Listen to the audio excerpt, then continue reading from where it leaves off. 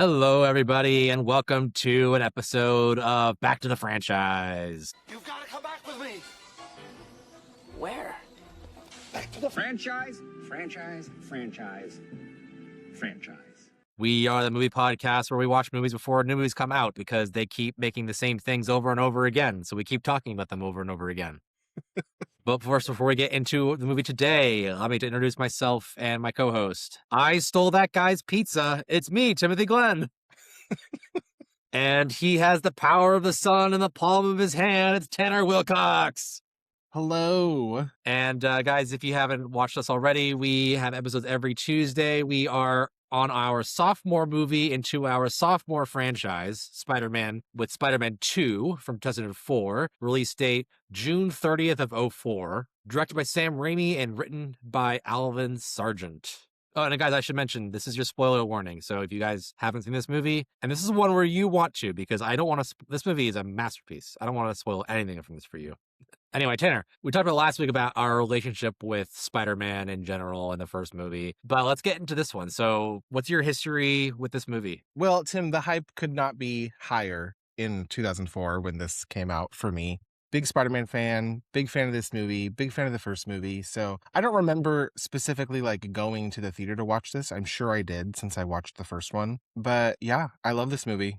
Deep personal connection. So I do remember going to see this in theaters, actually. It was my friend Dylan Upgrave's birthday that weekend or whatever. So we went to go see Spider-Man 2. And I don't think I saw the first one in theaters, but thank you, Dylan, for being born around this time. This was a really special movie for me at the time. Like, this is the one that sparked my love for superhero storytelling.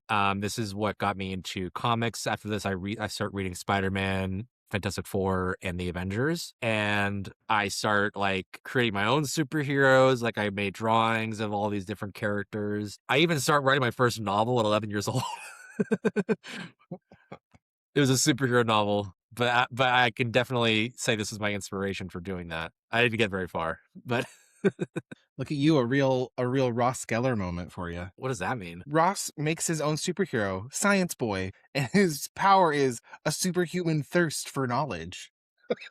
It's a wonder he gets laid at all in that series. Yeah, it's really baffling to me. I bet Peter Parker would have liked that, though. Yeah, Peter Parker and Ross Geller are in the same vein, I think.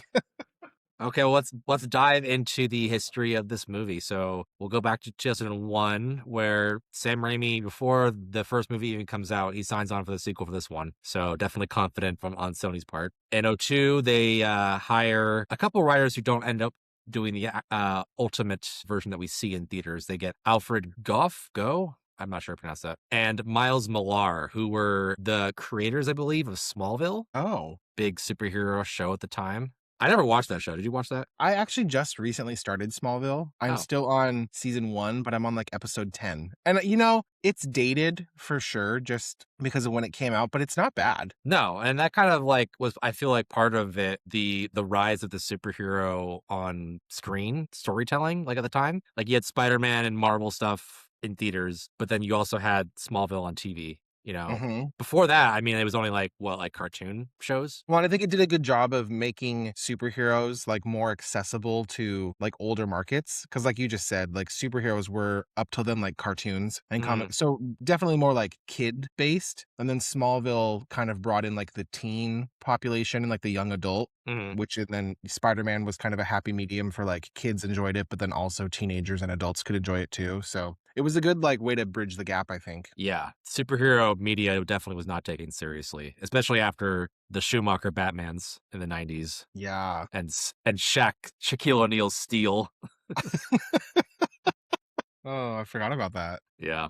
So Goff and Miller, the original title for the movie was actually The Amazing Spider-Man, weirdly enough. They were going to make the second one The Amazing Spider-Man? I guess. And then the third one could be The Spectacular Spider-Man or whatever. I don't understand the logic. That seems backwards. Yeah. I mean, we did eventually we got that title. That'll be the next like kind of title they would go with after these movies wrap up. But sure. I found some alternate titles that they also had in mind was Spider-Man 2 Lives. No colon, just Spider-Man 2 Lives. Okay. Well, he didn't die in the first one, so. No, but the movie lives, I guess, because Spider-Man 2 lives. Okay. Not him. And then there's also Spider-Man Unmasked. All right. I mean, he always takes off his mask. Well, and he like, yes, in the end of this one, I guess he is unmasked, but only to one person. So, Well, the Doc Ock and to Mary Jane. That's two. well, but then Doc Ock dies. It doesn't count.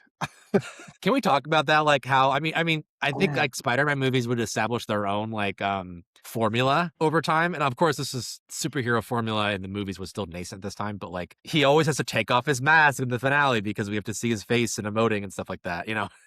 It's like you can do a drinking game based on it. Yeah. Spider-Man taking off his mask.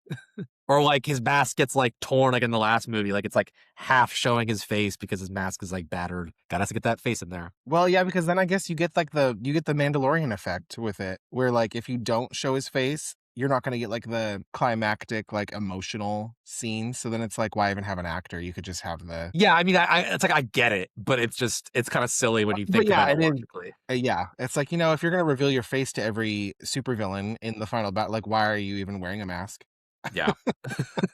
He unmasked himself to a whole like train full of people. Dozens of people in this movie. Oh, yeah. Anyway, we kind of got a tangent there, but the last title I have here is Spider-Man No More, which is, of course, based on the comic book inspiration of Spider-Man or Peter giving up Spider-Man. But I don't like that as a title for a movie. I don't either. It's kind of hard to sell. Yeah. Come see Spider-Man No More. Like, no more? We just got him. Like, he just started. Yeah, we're so excited for this movie. And they're like, well, that's it. I should have watched a trailer for this because in the marketing, didn't they say like I'm Spider-Man No More, like in the trailers and stuff? Wasn't that part of it? I don't remember. Okay, I have to rewatch that. That could have been the title for Spider-Man 3. Spider-Man No More?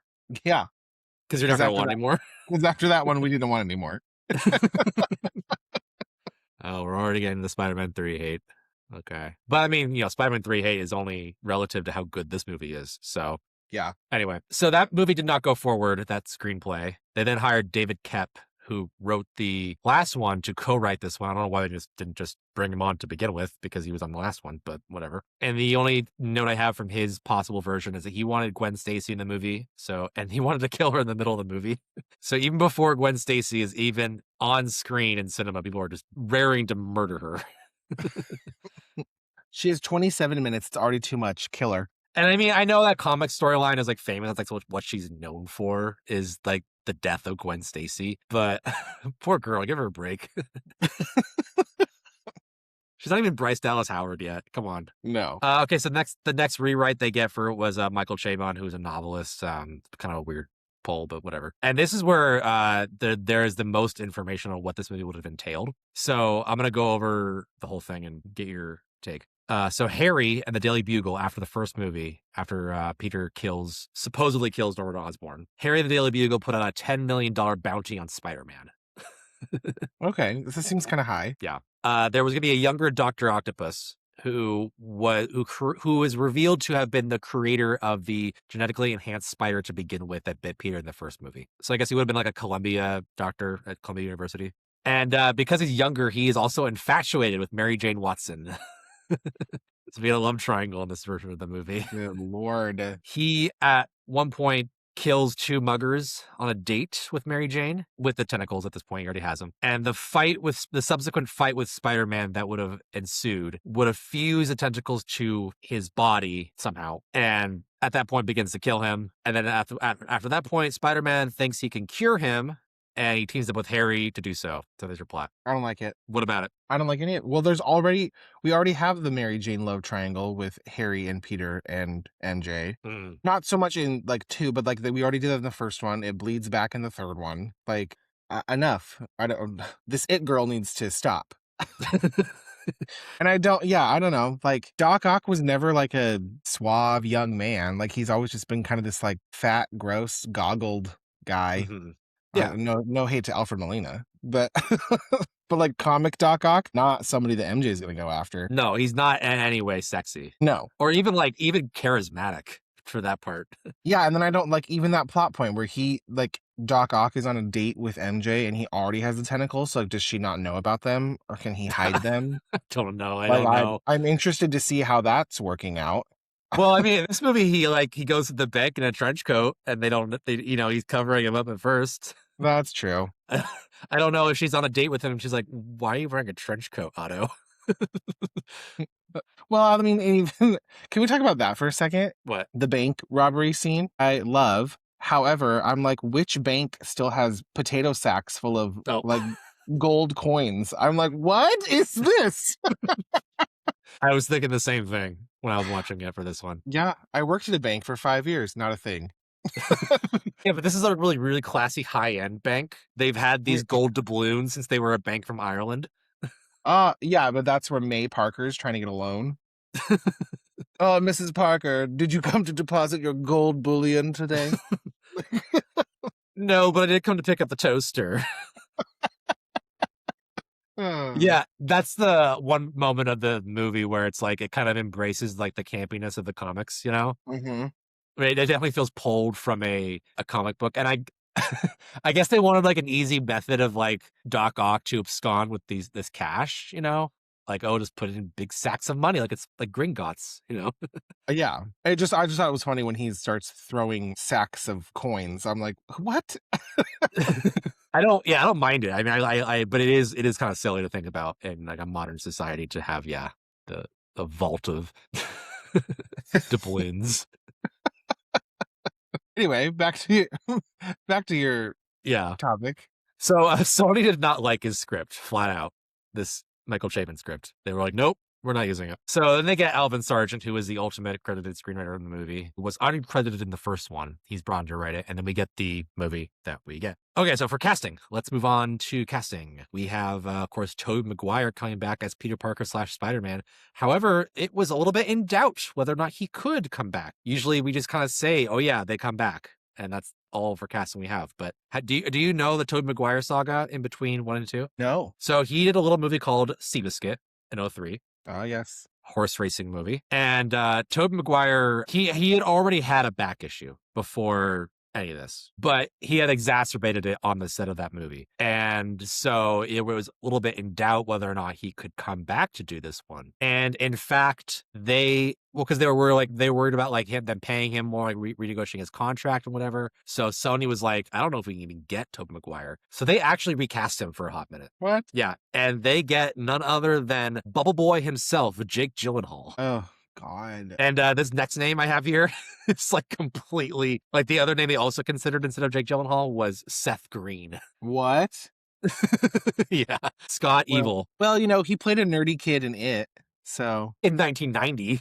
Well, yeah. But I think that would have been a bad choice because he'd already done like Austin Powers. He'd already been like Scott Evil. Yeah, no one would have taken him seriously. Yeah, it would have been hard to like make him a little more dramatic, I think. I mean, this movie comes out in 2004, which is the same year that Seth Green does Scooby-Doo 2, Monsters Unleashed. And he definitely looks the part of Peter Parker in that movie. Sure. Minus the red hair. But he definitely, he's nerdy and stuff. But Seth Green also, notably a very short man. Yeah. Let's see, hang on, let me look it up. Tobey Maguire height. Tobey Maguire's 5'8", so pretty average. And Seth Green is 5'4". So they would have to do every kiss the upside down kiss because Kirsten Dunst would be like a foot taller than him. Yeah. And just for clarification, Tom Cruise, the actor we all make fun of for being shorter than he looks, is 5'7". So even he has 3 inches on Seth Green. Wow. Anyway, so I can't see it. I mean, I can't see him being Spider-Man, I guess is what. Also, like a jacked Seth Green is something I never need to see in my life. No. Sorry, Plus, Seth. I just don't think that it would have worked. Like if they had to recast him, I think this movie would have been a bigger flop. I don't know about flop, but I mean, it definitely would have confused people. I mean, I can kind of see this movie with Jake Gyllenhaal doing it, but I'm glad it wasn't. Yeah. Anyway, so yeah, Tobey Maguire renegotiated his contract with the clause for his back, being part of it. So they figured it out, but for a second there, it was going to be Jake's, which is funny because he does eventually do Spider-Man with playing Mysterio later on. Oh, yeah. Wouldn't have gotten that if we had gotten him in this, probably. Oh, and I should also mention that, so there's also, because of the whole back thing, that's also like part of like the joke with when Peter is like, I'm back, and he's flying over the rooftops, and then he falls and he goes, oh, my back. I'm back! I'm back! My back! Oh, my back!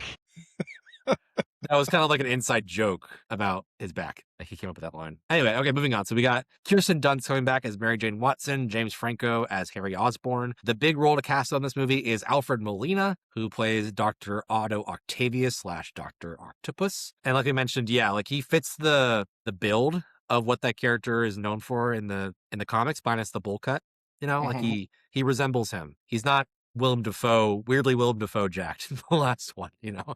Yeah. So it works, and that's why they ended up casting him, is because Dr. Octopus in the comics wasn't your average size super villain, so they kept that for here, and I'm glad they did. Also, the arms are doing most of the work, so it's like not really like you need them to be ripped. Yeah. But we'll do another game. We'll do another round of yay or nay, Tanner, on these possible casting options for Ooh, Dr. okay. Octopus. Yeah, let me have it.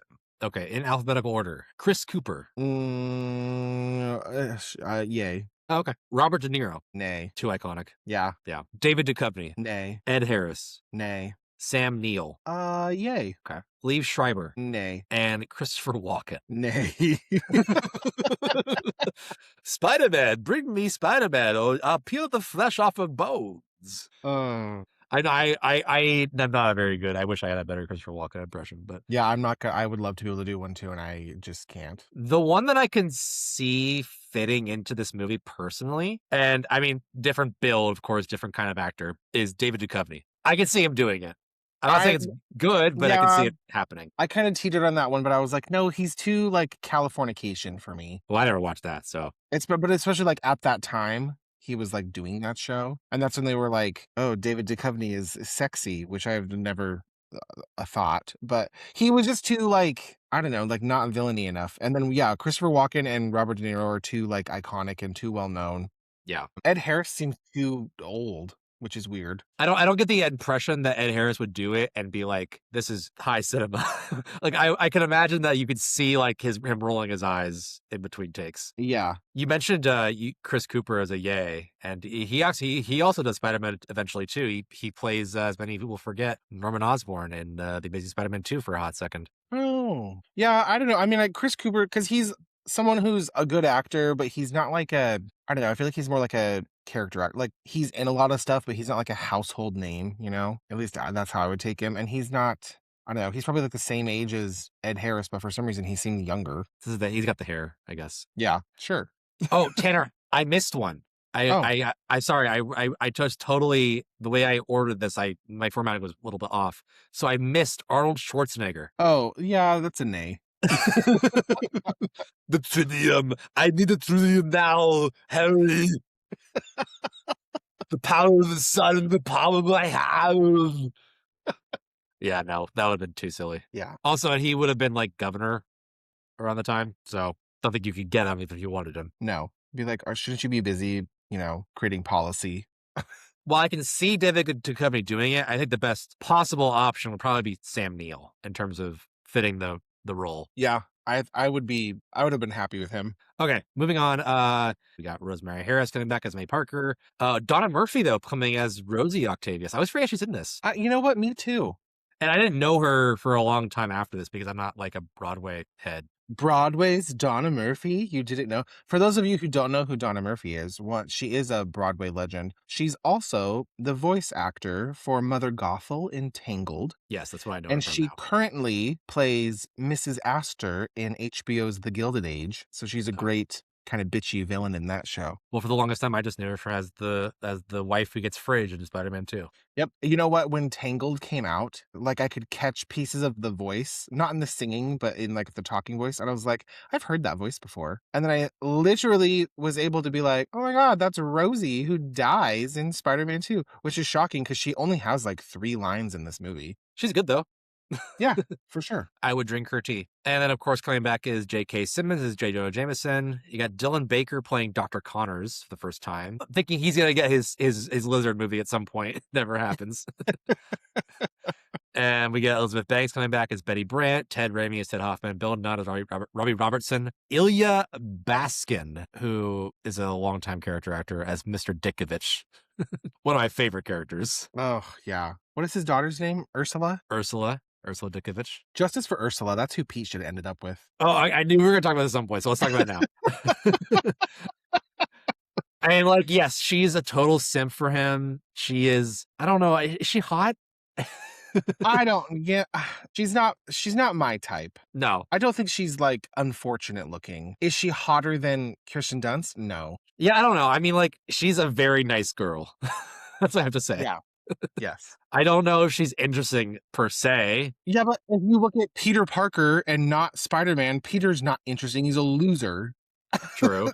He lives in this shit apartment. He's dead ass broke. He can't even keep a pizza delivery job. Yeah. He's flunking out of college. He sucks in this. But for some reason, he's so hot to her. Yeah. Peter was never interested in her, is the thing. For her sake, she should not get into a relationship with a guy that's that one-sided. No, I'm just saying that because I don't like where the relationship storyline in the rest of these movies goes. So it's like, should have ended up with her. But as somebody on the dating scene currently, I get mad just watching this movie, seeing how easy it is for Peter Parker to get a pretty good-looking girlfriend. Like, he's just right across the hall in a shitty apartment, ready for him any waking moment. I'm like, what the fuck is my Ursula? Fucking shit. You know, Tim, could we all just have an Ursula Ditchovich? Ditchovich? It's Ditkovich. Ditkovich. Because it's based off of Steve Ditko, the co-creator of Spider-Man. Ah, fun fact. Ditkovich. Yeah. Okay, moving on. We also have someone I always forget is in this movie is Joel McHale as the banker for that one scene. Oh yeah. Yeah. I didn't know him for a long time. I never watched like Community or anything like that. But I was like, oh yeah, he's in this. Yeah. Sidney Prescott's husband. And then we also have Daniel Day Kim as Raymond, Dr. Octopus assistant, who I also forget is always in this movie. Although I don't really like, he's known for like Lost and stuff and Hawaii Five-0, which I've never seen. Yeah, I'm not like familiar with him. Yeah. But I know his face. So I know he's been in some movies. And then we also have, speaking of not last week, but the week before, we were talking about The Last Airbender. We have Admiral Zhao himself, Asif Manvi, showing up as Mr. Aziz, the pizza owner. And this, which is weirdly enough, is like the one role that I like him in. Yeah, he's good. He's funny. Because he's funny, but he's also like kind of right, where he's like, look, Pete, you're a nice guy. I want to give you a chance, but you fucking suck. Okay. So he has a 29-minute guarantee, right? So let's break down his business strategy. He's got a 29-minute guarantee in Manhattan. Like, how far away can I be to actually order from Joe's Pizza? No, because I'm going to give your delivery radius like 10 blocks and that's it. Yeah. Especially in Manhattan. Like, shut up. You're not getting anywhere in 29 minutes. Plus, the lady at the office building that gets him fired for being 2 minutes late or whatever. What a bitch. You mean Emily Deschanel? Yeah. Of Bones? Yeah. You know what, Emily? Love ya. Love your sister. You're great. You're a twat in this.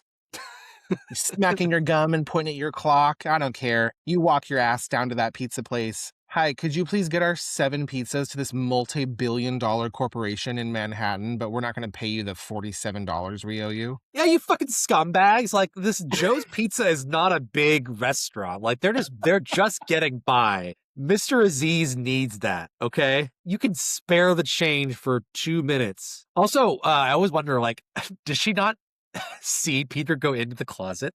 And why was he in the closet if she didn't see him? Like, she's so nonchalant about the pizza guy coming out of the closet and dealing with all these brooms.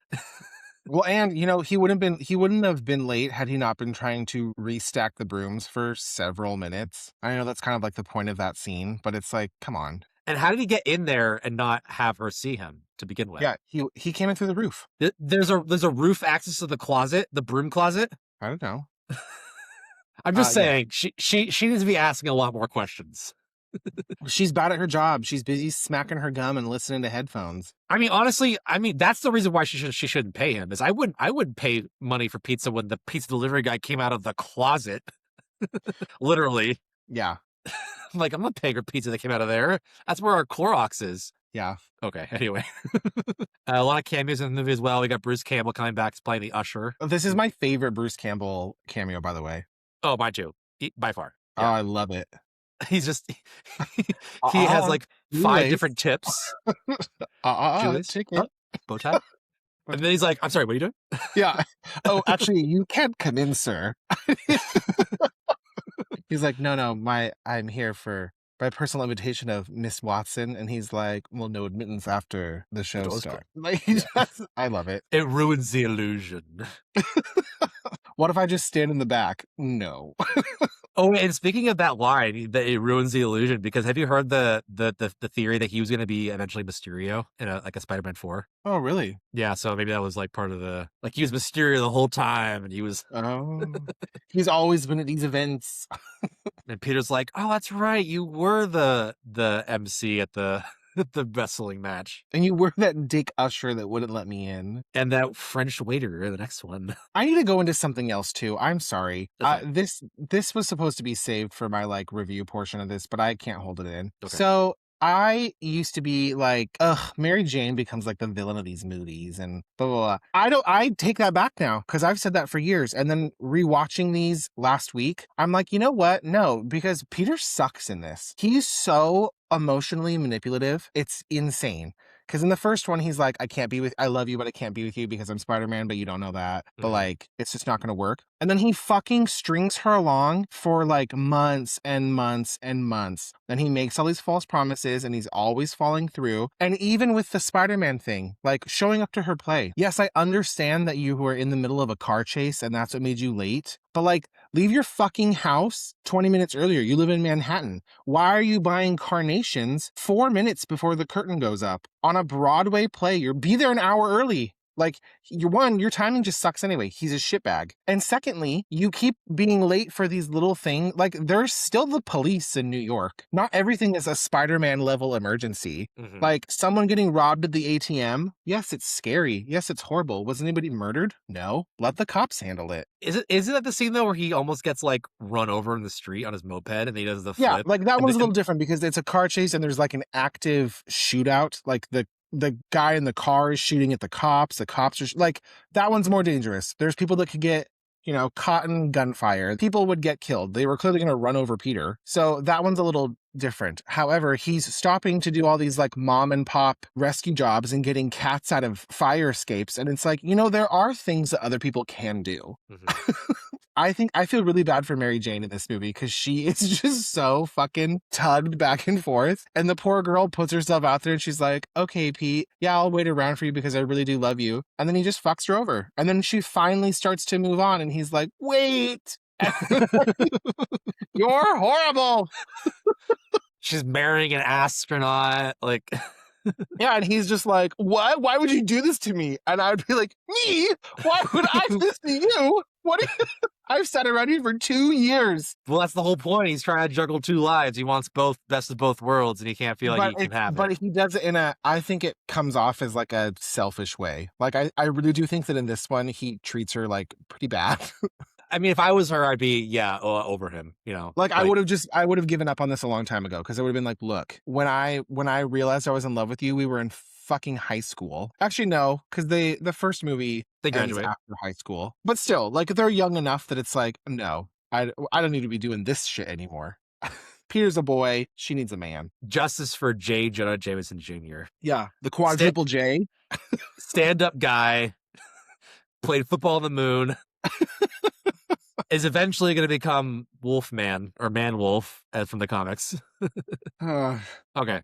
Is that it? Are you done? Yeah, tangent over. You can go back now. Okay. Stan Lee as a cameo as a bystander again. Blake, and you'll miss him.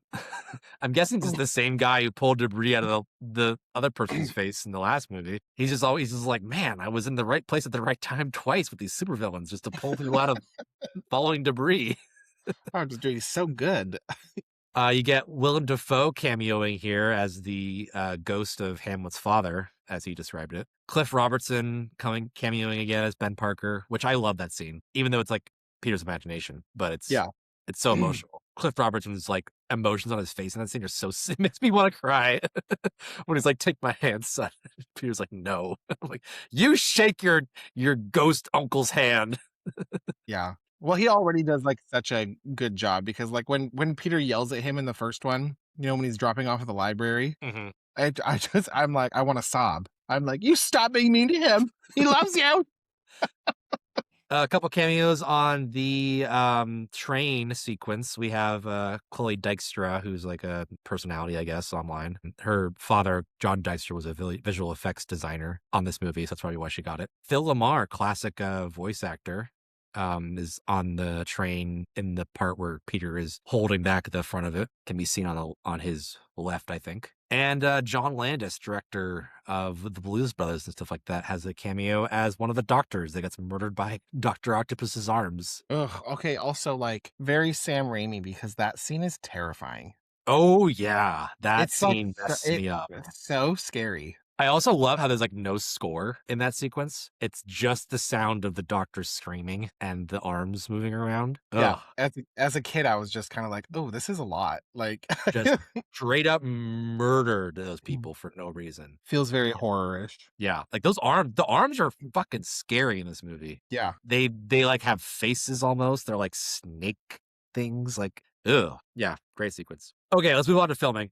They pre-shot some of this movie in November of 2002, so about 6 months after the first movie came out, in Chicago, Illinois, because I don't know if you know this, Tanner, but Manhattan does not have an L train anywhere, like a above ground train. Really? Yeah, and anybody who's been there will tell you that. That there's no way that could be New York. I mean, in Brooklyn there is, I think, but not Manhattan. So they filmed that in Chicago. At least the exteriors are like the, wool white shots or whatever. Principal photography starts in April of 2003 and it lasts until February of 2004. It's actually a pretty long shoot. As opposed to the last one where they shot in LA first and moved to New York, they did the opposite. So they shoot in New York first and move to LA. So they, for instance, some of the New York stuff is the warehouse sequence.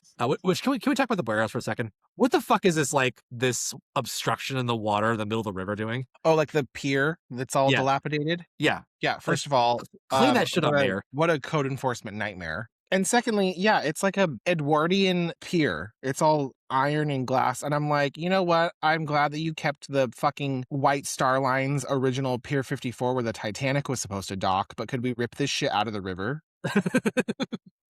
And then you have a super combustible, unstable power source and you're going to put it in 100-year-old sinking pier. I don't think that the infrastructure is really there to even hold the fucking steel counterweight of that core reactor. It seems like a very, very poor place to put that. Yeah, as somebody who's not concerned with the damage it's going to cost the city, he is very cavalier with where he puts his all of his equipment. Well, yeah, and look at Peter has to, in the first time that this thing is plugged in, there's 45 outlet plugs that Peter has to pull out, Mm-hmm. And it's do we think that this pier from 1901 has the electrical output for this? I don't think so. Oh, can we also talk about because there's the part where Dr. Octopus first gets to the pier and he hatches his new plan. And then he's like, we're gonna need money. Okay, so he goes to steal money. Even though he doesn't actually end up stealing anything, he just gets away. And then the next time we see him, he's putting together the machine at the pier. And I'm like, okay, if money was the issue, who the fuck are you paying to bring your tools, these giant receptors to this broken ass pier? Where's the paper trail for that? I just want to know. I just can't think too much into it because I feel like that with every single superhero movie where it's who was the construction crew that was hired to build this secret lab? And they're like, what are we doing here? What? Does anybody know what this job actually is? Because we all had to sign these NDAs to bring in this nuclear reactor core, but I have a little bit of concern. Did you ever see that Family Guy cutaway where Stewie's in the Batcave and he's talking to Batman and Batman's like, how do they know I'm Batman? They found out I'm Bruce Wayne. And Stewie's like, Look, you can't expect to hire 60 workers to dig a cave under your house and then keep it a secret. I mean, those men live in this town. Yeah, but I told them it was part of a geological survey. Batman. They built a lazy Susan for your nuclear car. That's something they consider conversation worthy. oh my God. But I mean, okay, so just to finish on the planetarium, the warehouse, I get it. As a writer, you have to, okay, we need Dr. Octopus to be far enough away from the city that it's not immediate destruction, but close enough that it's also, we can show a taxi being slid around on the street with magnetism. And then we also need a way for the machine to be destroyed. So the river was the solution for all of that on a writing standpoint. So I get why it's in the movie. It's hard to fit all those pieces together to have the story happen the way you need it to happen. but it does come with a lot of questions, you know. Yeah. Okay, anyway, moving on. So so the other parts from New York that were filmed there were the planetarium sequence, Columbia University, of course, and Queens exteriors. In LA, they go to LA next to film like the bank and stuff and all the interior stuff. So they kind of do the hard stuff first, and they move on to the easy stuff from there instead. Post-production. So the VFX, I feel like, on this movie are notable for us to talk about, because those mechanical arms look great today. Those hold up real well. Yes. It's interesting though, because I feel like with these movies, there's like certain things that are done very, very well, and there's certain things that age poorly. Mm-hmm. Like the rubber Spider-Man at points. Yeah, and again, like you said, Doc Ock looks great, still holds up. The arms look awesome. But like, to me, it's like a lot of landscape shots don't look good. So like when they're climbing after the bank, when, you know, Aunt May gets kidnapped and they're climbing that clock tower, a lot of the building looks very fake. And I get that, you know, that's all green screen work. But it's stuff like that. Like, I feel like they put a lot of work into like the characters, and then the backgrounds are not as polished. And there's a lot of exterior fighting in this one. There's like 2 different fight scenes where they're on the side of a building. There's the L train, you know, sequence. So some of that stuff to me like doesn't look good now, but it's still good enough. Like, this movie, I think, holds up really well. Yeah, I think so too. Can we talk about the Aunt May fight scene? It's one of since you mentioned it. I love that for her. That she gets to do him in. Yes, it's a very like cheesy fight, but I love that she's kind of just like getting carted away with her umbrella, and she's like, "Oh, help me, help me!" And then she gets to like save Peter and just fucking cold cock him with her umbrella. I love it. And then she gives him no fucking credit. He's like, "We sure showed him," and she's like, "What do you mean we?" Yeah, Fuck you, Aunt May. I mean, it's funny. She's a sassy old lady, I guess, but like, yeah. They're like, "Okay, bitch, you would have died." I mean, the paper's not gonna say the next day, old woman takes down Dr. Octopus.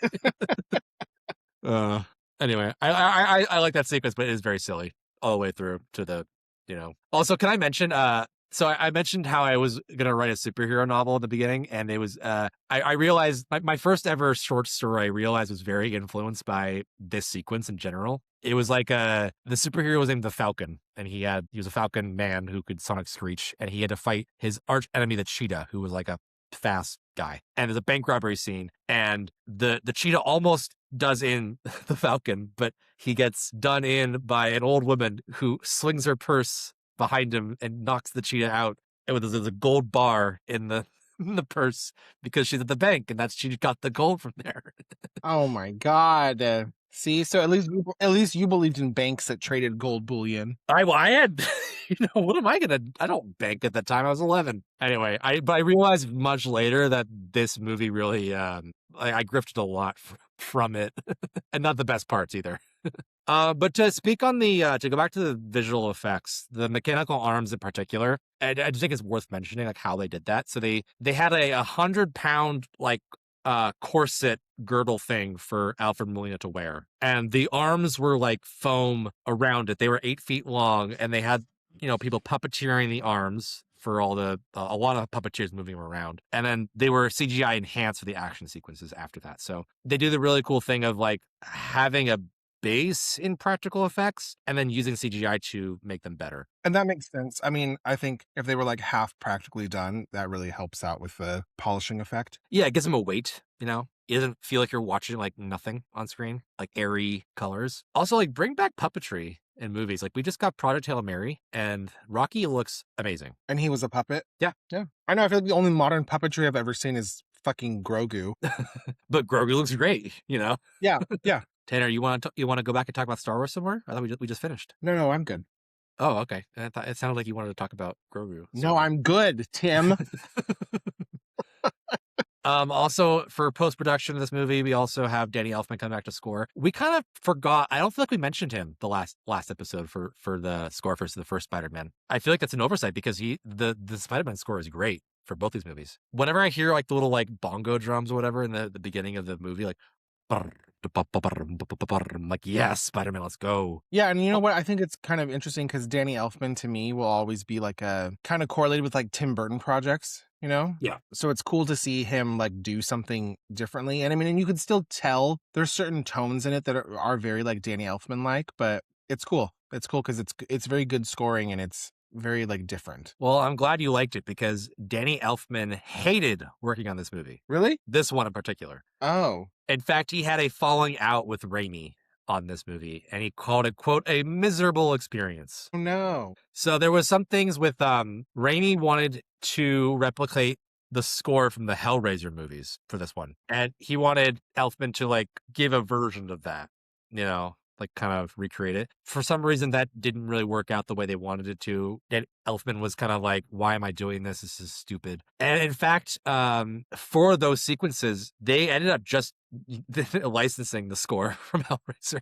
They just, instead of actually doing their own score. So you can, I found a YouTube video 1-to-1. And it's the first 2 Hellraiser movies, I should say, from the 80s. And 1-to-1 shows you, it's kind of the score for Dr. Octopus, basically. So all that stuff is just like the Hellraiser stuff from the 80s. Oh, really? Yeah. Again, it kind of makes sense. Like Raimi is like, a horror hound from that era. So, yeah. But it works for the movie, Yeah. Like the chorus singing like in the background, like of his evil plans manifesting, You know who they end up replacing Elfman with on this movie is Christopher Young, who did the Hellraiser score. They just got the guy. So they literally like, you know what, sir, could you just come in and do your job? Yeah. And guess who is since Elfman had such a bad experience on this movie, guess who's the composer for Spider-Man 3? The Hellraiser guy? Yep. Christopher Young. Oh, okay. I think Raimi and Elfman mended their fences eventually. And I think, let's see, Elfman, yeah, he does. He ends up coming back and doing Oz the Great and Powerful with Sam Raimi. So they end up doing movies again together. But anyway, interesting. All right, Tanner, let's move on to the review portion of the podcast. So you already kind of talked about some things, but is there anything else that you want to mention about this movie in particular? Yeah, I'll actually keep mine like kind of short because I kind of got to bitch about the things I wanted to bitch about. I love this movie. I think it's one of the rare instances where like a sequel is better than the original. And I think that this is still like very, very top tier superhero cinema. It's like campy and comic booky, but it's emotional and it's fun and it's fast paced. And I think all of the like character development I feel like you actually do get like quite a bit for each character. Like there's a lot of emotion in this movie, which I like. I think the villain's great. I think it's overall like a 10 out of 10. Like I said, I do think that Peter kind of treats Mary Jane like shit in this movie. But yeah, I love this movie. Yeah, I think it comes down to, number one, I think Sam Raimi, some of the rust of the first movie kind of wore off for him as like a director of a superhero movie kind of outside of his genre. So I think his direction, for one thing, is just better in general. The movie looks better. Number two, yeah, I think that the screenplay is just amazing. Didn't settle for just making like a superhero romp. Like this is actually like a really emotional movie, Yeah. And Peter's journey in this movie is fascinating to behold. And all the characters, yeah, they're all really well-rounded. And one thing that I noticed on this watch is that there's almost no action sequence for like 30 minutes in this movie, which is kind of insane because they would tell you in screenwriting class, like, you can't pull that off. Like the audience is going to lose interest because the movie starts with Peter's pizza run, which I guess you could call it an action scene, but not really. But it gives you, I think, enough, like, it gives you Spider-Man, like, swinging through the city, kind of in, like, a teaser way. So I think it gives you enough to be like, oh, okay, yeah, we're in it. It's Spider-Man. But I get what you're saying, because I feel like nowadays, most superhero movies, like, they open with, like, a set piece. Like, a mission that they're already on, They give you action, like, right out of the get-go, and they're like, okay, you have 15 minutes of plot point before people get bored. We got to set up the story. Yeah, and then Peter, I think, I could be misremembering wrong, but like the next thing he does is he does that bike flip over the car. How'd you do that? Eating vegetables, that scene. And then he deals with those guys when the lady's like, it's a web, go Spidey, go. And in between all this, you're getting an introduction to Dr. Octavius, and you're getting his scenes with them. And it's not until like over 30 minutes in the movie that like Otto becomes Dr. Octopus. And that's like the first, like, I guess you could say, traditional Spider-Man set piece in the movie. Because you have their little clash there. You have their clash at the bank. You have the train sequence, and then you have the end. You have 4 big set pieces in the movie. And then everything else is just kind of like little bits in between. But you don't really get one big set piece for a long time. But I think it's a testament to how well this movie's written in terms of like characters development and dialogue, that it never loses like its focus and interest, you know? Yeah.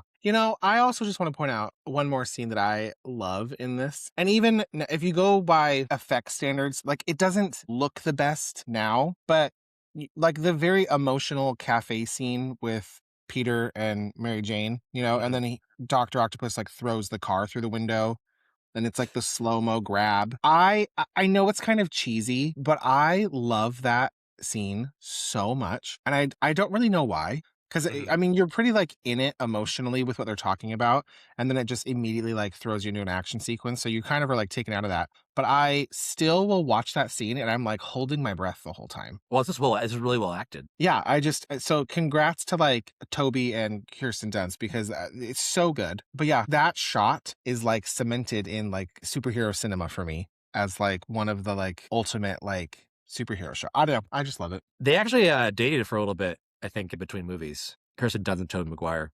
Shut up. While she was also dating Jake Gyllenhaal? Oh, I don't know. when she did Jake Gyllenhaal? She dated Jake Gyllenhaal in the early 2000s. Oh, let me find it. There's, on the Wikipedia page, it says that Raimi was worried that they were going to have good chemistry because they had broken up in between movies. But no, definitely not the case. They had great chemistry. Yes, Kirsten Dunst and Jake Gyllenhaal were a high-profile Hollywood it couple who dated from 2002 to July 2004. It must have been before Jake then that she dated Toby. Introduced by Gyllenhaal's sister Maggie. Ugh. Oh, fuck off. You're so mean. I'm more off-putting to put in a lead role. Well, I'm a bigger box office drag. Kids, you're both just awful. The actors lived together, frequently attended red carpets, and famously adopted a dog together named Atticus. I wonder who got him. Mutually split in 2004. Okay, so I just Googled it. Tobey Maguire and Kirsten Dunst dated from 01 to 02. So it was filming on the first one and then a little bit after, I guess. Oh, okay. Look at this, though. Oh, she basically called him boring. Tobey Maguire? Or did No. Jake Gyllenhaal? The couple mutually split in July 2004. Dunst later cited clashing lifestyle preferences as the primary reason for the breakup, famously stating, quote, "He's a stay-at-home boy and I'm an out-on-the-town kind of girl." Maybe she was like, oh, Toby's back is done. Jake's the new Spider-Man. I gotta move on. Jake's coming in. Well, it does make me wonder when they're like, oh, if we don't get Toby, who do we get? And she's just like, my boyfriend, pick my boyfriend. She's like Leslie Bibb in Talladega Nights, where it's like, Ricky Bobby's so out, but you know who's coming in? Cal Naughton Jr. Ricky, I'm a driver's wife. I don't work. Sorry, okay, a little tangent. Anyway, but to go back to the diner scene, the cafe scene where MJ and Peter are like almost gonna rekindle their relationship. Great sequence. Like the shot of him like rolling with her through as the car comes in. Amazing. It is weird though that Doc Ock does not know that Peter is Spider-Man and needs to know where to find Spider-Man. So what am I gonna do? I'm gonna throw a car into this cafe where he's sitting and potentially murder my only source. Correct. And also shocking that car doesn't injure one other person in that cafe. Everybody was in the kitchen at the time. Because like it's not like it's packed, but in the scene where they're sitting and they're talking, there's other people at tables and there's people like at the counter. Mm-hmm. And then the car goes flying through the window and I'm like, oh, all the people are just gone. Yeah.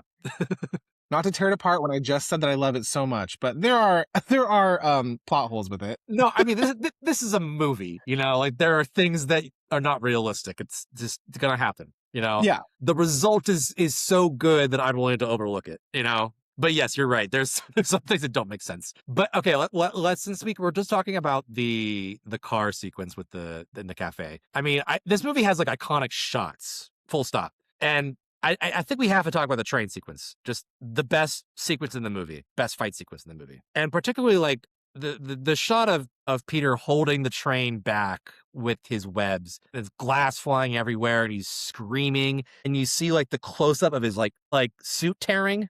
Just like pure cinema right there. Yeah. Oh, Tanner, you don't sound enthused.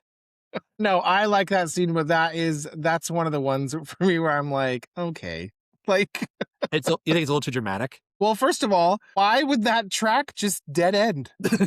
It makes no sense that and it's not like it's under construction. Like there's just like that's where the train track stops. There's no stops for that whole sequence. Like like you said, it's an L. It's above the street. They don't pass any stations. So They pass stations. They definitely pass stations. not in that whole sequence where he's holding it back. I just don't know why that track would extend so far with no stops and then to just stop at a dead end. I mean, it's a great scene. I love it. But then like when he puts his foot down and he's just like breaking through all the railroad ties, it's like, this isn't going to like snap his leg or something. Like I know he's super strong, but it's fine. It's totally fine. I love it. Superpowers. I just found myself on a rewatch, like kind of picking that scene apart the most, where I was like, what?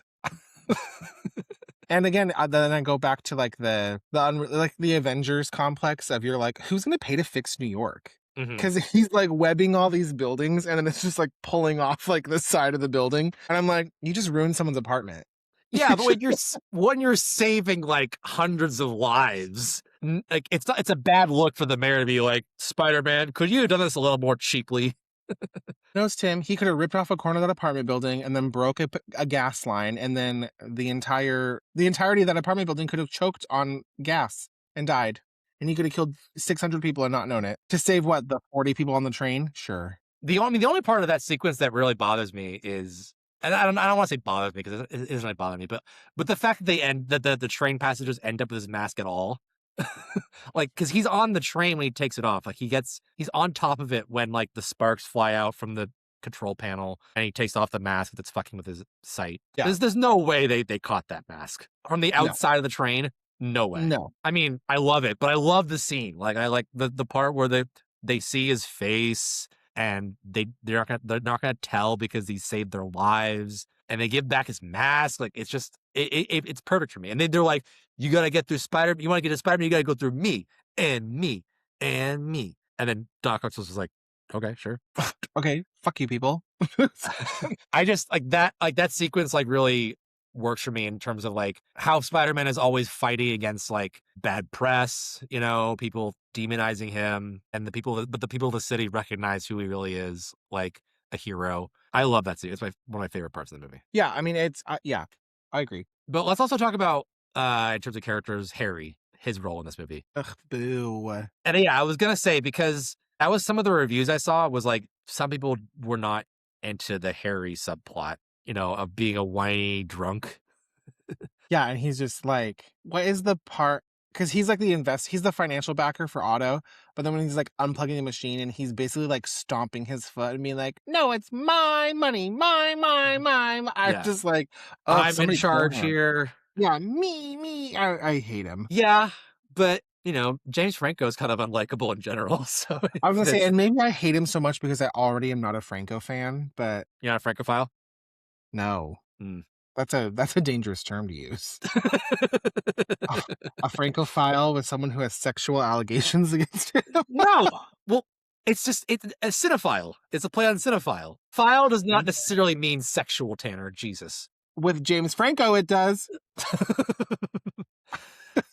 But yeah, I mean, like, this is kind of like his middle movie where he's transitioning into being a villain. So it's kind of like a weird middle ground, I guess. I don't mind it. I mean, I think it works for the movie. It doesn't really enhance the story like on a whole, but for their subplot. But I do really like the sequence where Harry unmasks Peter. When I was a kid, I was like, oh, there's no way he's actually gonna find out. There's gonna be a moment where he gets away and he slips away at the last second. But when Harry actually finds out against Peter's will, like I was like, no, this is gonna change everything. And I know where it goes from here, but yeah. But the sequel tease at the end where he finds the goblin's lair.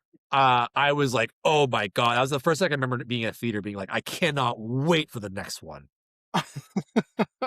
And we'll talk about my Spider-Man 3 hype next week. But yeah, like I was so down for where it was going from there. I was shooked by Harry finding out. Okay, well, let's see. Is there anything else we want to talk about? I don't think so. Very funny movie. Comedy really works in this movie a lot. Yeah. Brent. I love that, Tim, I love that the play that MJ is in is The Importance of Being Earnest. Oh, how have we not mentioned that? We quote that all the time. Yeah, listeners, me and Tim are I don't know if we're big fans of The Importance of Being Earnest, but it was a college bonding experience for us, that play. And then I made Tim watch the 2002 movie? Yes. Yeah. Yes, with Reese Witherspoon and Colin Firth. But yeah, I'm just disappointed that she doesn't anywhere say, Dr. Chasuble. Oh, Dr. Chasuble. But I love that that's the play that she's in. I don't know why that's funny. Like, is it just us who think that's funny, like from that movie, or is that like a? No, I don't know. I mean, I think that it's supposed to be kind of a funny character thing because she's basically like this horny old lady that's just in love with Tom Wilkinson. Like, Tom Wilkinson, who's not generally like a hunky, attractive man. And he's just kind of like a fuddy-duddy character, but she just thinks he's like all that. Yeah. Yeah. But anyway, but we also quote,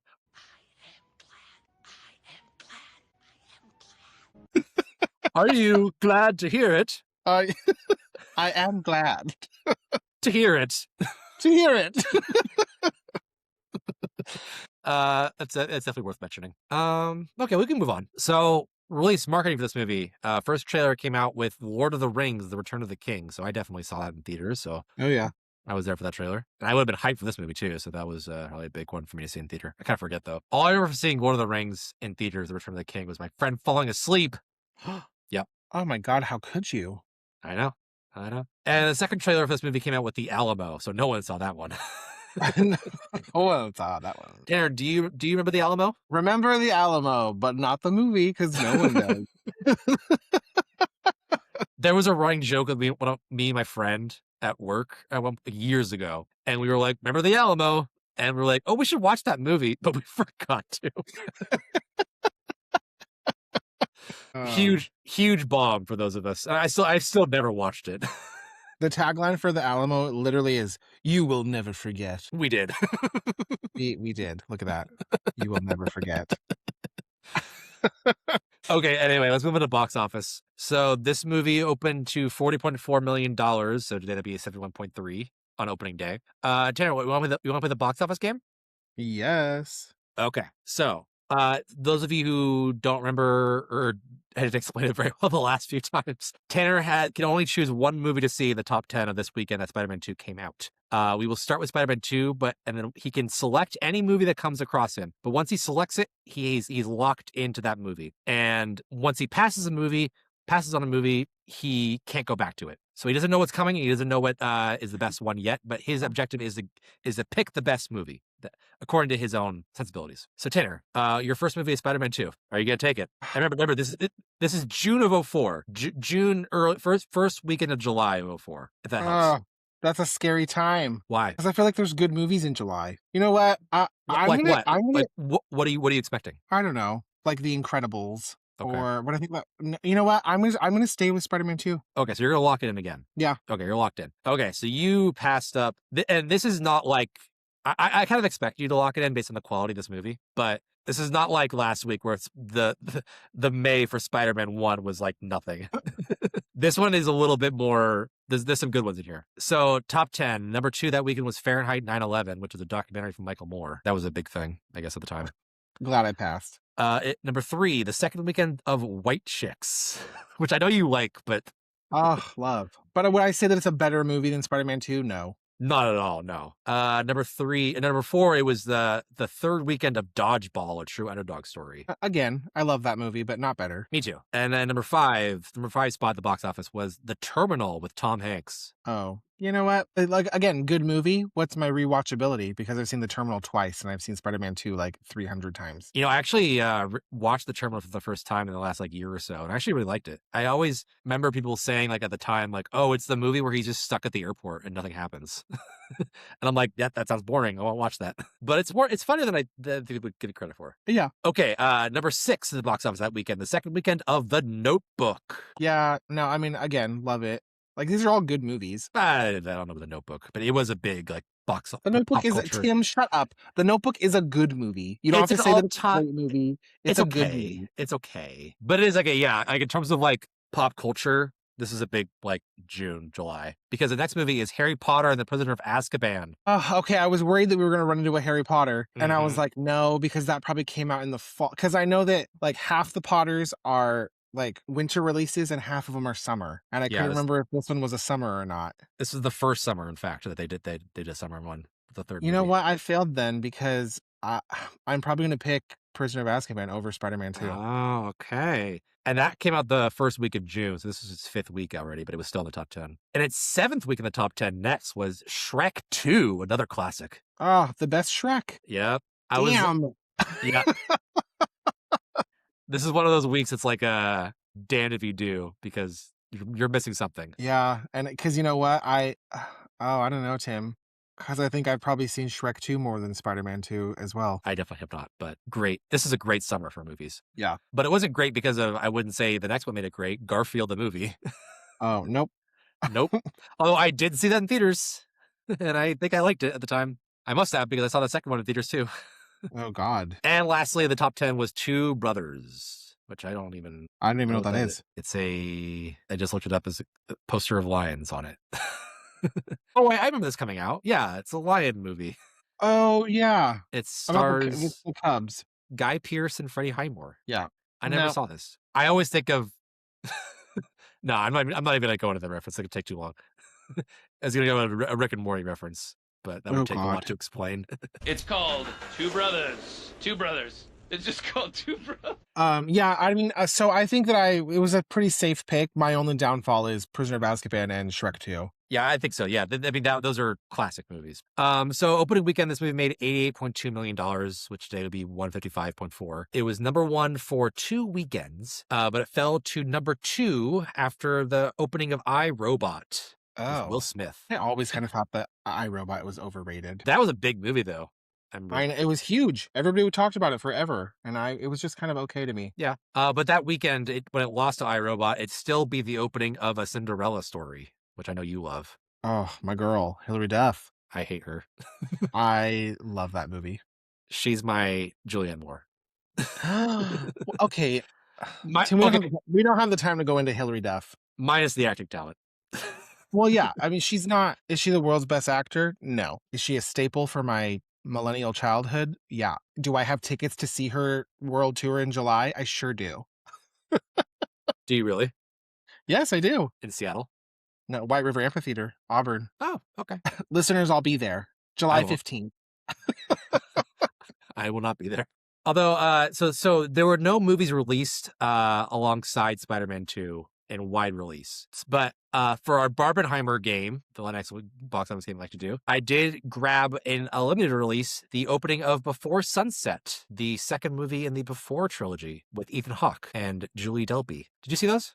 No. Oh, they're classics. It's the only rom-com franchise you'll ever see, but there's 3 of them. They're all great. Anyway, but your Barbenheimer title, Tanner, is Sunset Spider. I thought it was going to be like Before Spider-Man. And I was like, well, Tim, it's just sweeping shots of New York. Peter is a nerd the whole movie. He may not even be born. It's just New York in the 80s when everybody was terrified of the rampant crime and filthy conditions of the city. No, but Tanner, so if you wanted to pull a Barbenheimer, what's the plot of Sunset Spider? Sunset Spider. Okay, I'm going to go. It's going to be a little artsy because it's really about like a Black Widow serial killer. Oh.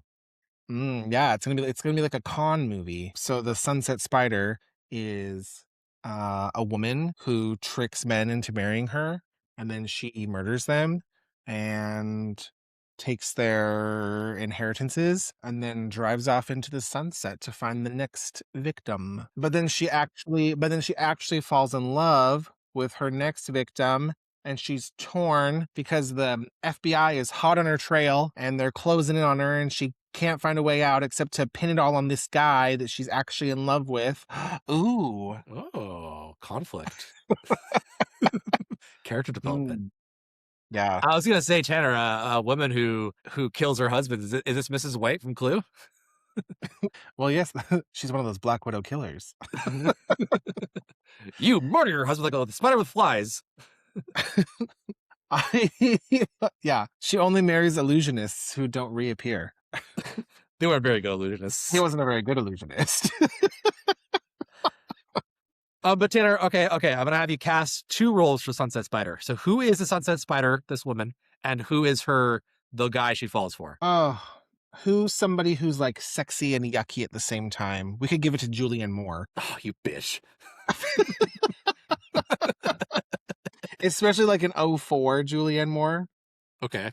All right, yeah, you know what, Julianne Moore, you got the role. Okay. Who's the guy? I don't know. It's gonna be like Ethan Hawke. Are you just saying that because I just said Ethan Hawke for Before Sunset? Did you? I didn't even hear you. Yeah, Before Sunset. That's the movie with Ethan Hawke. Oh my God. Okay. No, I was just thinking like somebody who's kind of like dorky, but somebody that you would still like fall in love with. Like Ethan Hawke is probably like sexy enough, but Yeah, Ethan Hawke's like one of those guys who like wasn't supposed to be famous, but then he like slipped through the cracks, and everyone was just like, okay. and we're just like, all right.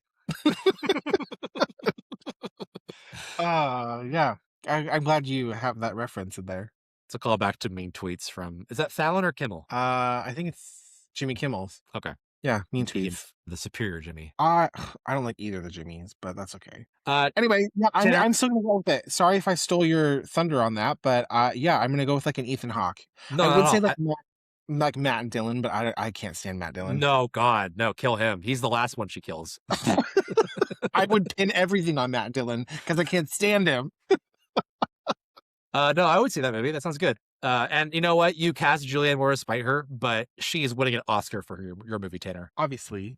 Okay, back to box office. So Spider-Man 2 makes domestically $373.6 million, which today would be about $600.5 million. It is the number 2 movie of 2002 in the United States. Number 1 is a movie that we mentioned in the top 10 of this weekend. Can you guess what that is? Harry Potter. No.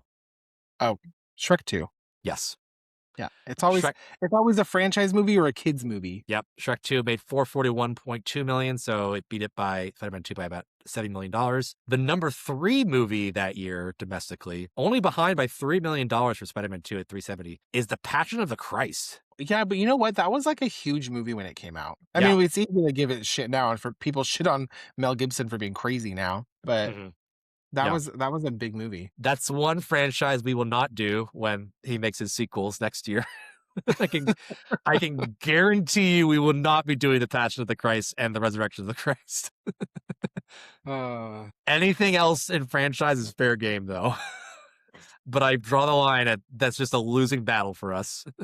So Spider-Man 2, adjusted for inflation domestically, is the 67th highest of all time. It's the 6-7 of all time. Sorry, I had to. Tanner's doing the motion for it. Hey, we're still hip. We're so hip.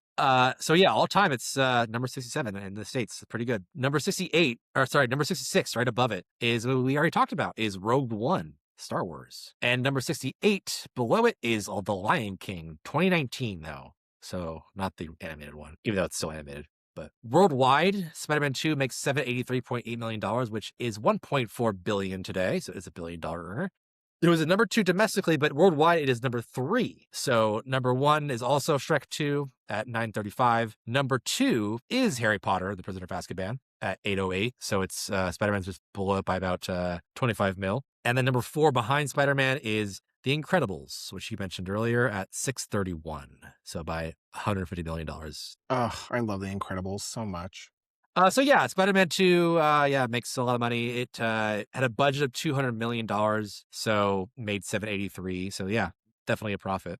Critically, this movie is really well regarded. Like we mentioned, they're all into the acting. The romantic aspects of the movie were really good for them. The emotions. Score was also praised despite Danny Elfman hating life at the time. Hating life. The story was also praised. Villain, good. Visuals, great. People were not a fan of Harry, but it's about all I got for negatives. Yeah. Scores online as of this recording has a 93% on Rotten Tomatoes and an 82% audience score, and 83 of 100 on Metacritic, and an 8.7 out of 10 user score, a 7.5 out of 10 on IMDb, so pretty good there, a 3.9 out of 5 on Letterboxd, and an A- in the score, which is too low. Who the fuck is coming out of this theater giving it an A-? But I digress. Last week I mentioned that there were Spider-Man, the first one was the tops of one of these. I forget which one in terms of the franchise, but I was not including the Spider-Verse movies. the animated ones. So this week I added those to my consideration. So if you consider the Spider-Verse movies part of the franchise, and then this movie has no franchise high or lows, which I disagree with, but whatever. Accolades. This movie gets nominated for 3 Oscars. It's nominated for Best Sound Editing, but it loses to The Incredibles. Nominated for Best Sound Mixing, but loses to Ray with Jamie Foxx, which I'd never seen that one actually. But it wins Best Visual Effects that year because there was no more Lord of the Rings at the time. So congratulations. Now let's talk about the legacy of this movie. I mean, this is at the time considered the best superhero movie of all time, I feel like. I mean, before this was kind of like what, Superman 78? Yeah. And then I don't know nowadays. I mean, I kind of feel like it's my favorite of all time in the genre, but The only thing people would be like, oh no, because like now I feel like it's popular for everybody to be like, oh, Endgame is like the best superhero movie, which but I in terms of like just a superhero movie, I think this one still holds that title for me. me too. I mean, and it might be just the fact that like the nostalgia plays into it for me, having seen it as a kid. Also, in the conversation, you'll also hear like Dark Knight, of course, comes out 4 years after this. You'll hear the animated Spider-Man movies nowadays. You'll hear No Way Home as well for Spider-Man is in the conversation. I don't agree with that, but whatever. I don't either. And this movie really holds up well. I think it's deserving of that title as one of the best superhero movies of all time. I don't know if people are still chasing it. I mean, I feel like the first Spider-Man movie definitely sets like a template for superhero movies for a while, and then The Dark Knight comes out, and that's the new template. Anyway, let's talk about careers, though. How careers affected. We'll talk about most of the actors next week because they all come back for Spider-Man 3. But for Alfred Molina, I feel like he should have blown up more after this. I mean, he's so good. He's like one of the best supervillains of all time in this movie. Yeah, and I mean you see him like here and there, but he's never been like a high profile actor to me. No, but I feel like he's one of those actors. I'm like, how the fuck does he not have like a Oscar nomination? Like, where's his like indie movie like Yeah. awards bait? Because he's that good.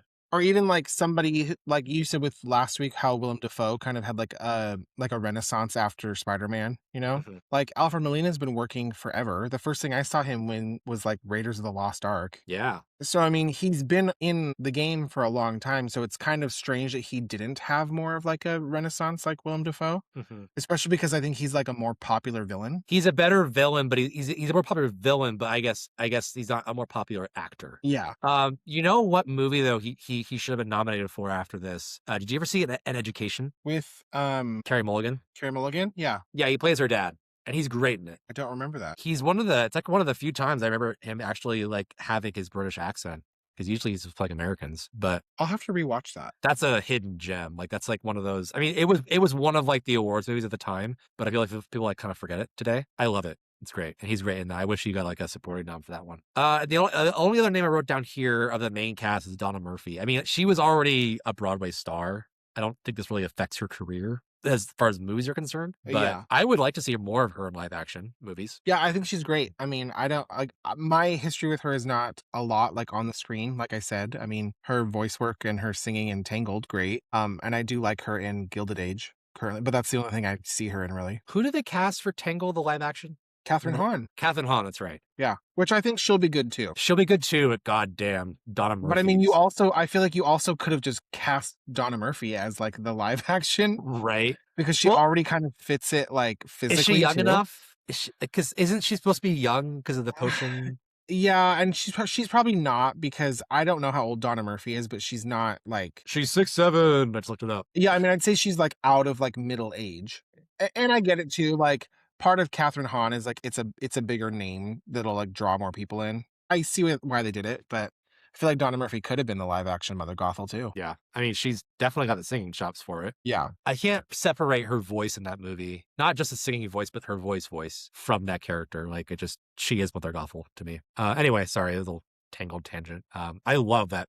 Tangled is one of my favorite Disney movies of all time. yeah, it's great. Yeah. Okay, Tanner, we're done with Spider-Man 2. This was a blast to watch. Like watching this movie is like my happy place, Yeah, I will revisit this movie as many times as I need to, and it's always good and it's always fun, and I'm forever a big fan of it. That's how I kind of feel about Spider-Man in general, but like the franchise Yeah. across all of them, even when they don't get as good. This is like probably my favorite to rewatch. All right, let's get into pop culture shoutouts, Tanner. Pop culture shoutouts. Pop culture shoutouts. So this week, the series finale of Hacks aired. Mm. And I brought up Hacks before a few weeks ago when I had started it, but I've binged it and caught up and I finished it. And I would just like to say that if you have not watched this show, please go do it because it was damn near like a perfect show for me. It hits the sweet spot. Like they're short enough. They're funny, they're touching, they're emotional. It's extremely well acted, I think, by both the main characters. And even the supportings are great. And it's just like fresh and witty, and I really, really enjoyed it. So I'm sad that it's gone, but I think it ended on a very high note. That's my pop culture shout out. Go watch Hacks. That's been on my list for a little bit because I just I know I would love it, you know. Yeah, it's really great. I love that we're in like the what's her name? The main actor in that movie and that show. Jean Smart. Jean Smart. We're like in the Jean Smart-assance right now, Yeah. you know, where she's, and most of it's been TV, but like she did Watchmen, she was great in that as Silk Spectre, and then she did like she was Mayor of Easttown too. Like she's been doing so much good stuff lately, and winning so many Emmys, but deservedly and so. I think they're like well deserved. Yeah, and I don't know why like it took us so long to be on the to appreciate her, but I'm glad that we are. Yeah, because I actually just saw a TikTok where they like someone made a compilation of like all of her best like funny moments where she's shouting on like Frasier, and she's like so good in it. I never watched that show. Did you watch that? Frasier? No, it's on my list though because I just started Cheers, which I'd never watched Cheers, so I'm starting Cheers and then I'm going to watch Frasier all the way through because that that's a spinoff of Cheers. Yeah. Yeah, but that Jean Smart compilation, I'm like, she's funny in this. She's like a 10. She's super sexy. Good for her. Nice. But yeah, it was, it's really good. I'll get around to it eventually. So much TV. My pop cultural shout out is one we talked about last week, I believe, Backrooms. Did you go watch it? I saw it last night. Yeah. Was it scary? Yeah. I mean, in parts, yeah, it was pretty disturbing. I mean, and when it's not being scary, it's just like eerie. Yeah, the whole movie to me just feels like unsettling. So I had no idea that this was a like viral thing, like a creepypasta before, and that's like a web series too, and it's like from the guy who did the web series. I had no idea there was like already a cultural footprint for this like title, so I was kind of taken aback when like they're talking like, oh, Backrooms is going to open like $40 or $50 million, and I'm like, what? Like this A24 movie? And so I went to go see it last night, and oh my God, there were like probably 40 or 45 people in the theater with me, and my friend's older than me, so I was the second oldest person in there by good 10 years. Like, it was all youngins? It was all Gen X, or Gen Z, sorry. Yeah. Huh. And they sucked. They're just, I'm sorry, but like, they're just the worst. Their theater etiquette with that generation is dead. So I should mention most of them came in late. However, for some reason the movie started after only one trailer. Oh. I have a subscription at Regal, so usually like I know like movies start like 20 minutes after it says it does, you know, after trailers. Yeah. And I'm fine with that. I get there early anyway, so it's not like it's an issue for me, but the movie started 5 minutes after the reported time. So for the first like 15 minutes of the movie, every minute or so, someone else would come into the theater and sit down. And it was just like, oh my God, it was so distracting because it's not like your theater where like they come from behind you. Yeah. It's, you know, you can see, everyone can see them when they walk in, you know, they walk in front of you. So it was really distracting for me. And then like the last group that showed up, like 15, 20 minutes into the movie was like a group of like 8 kids right in front of us. They would not shut the fuck up. Youths. But the movie itself was great. Sorry, that's my social review, as you called it last week.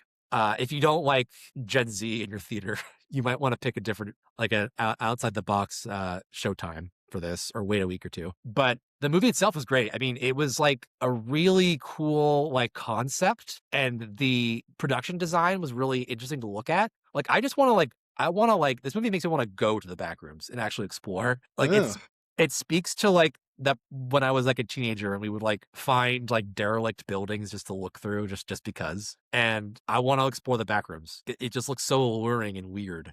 Tim, it's great. I'm sorry, I interrupted you.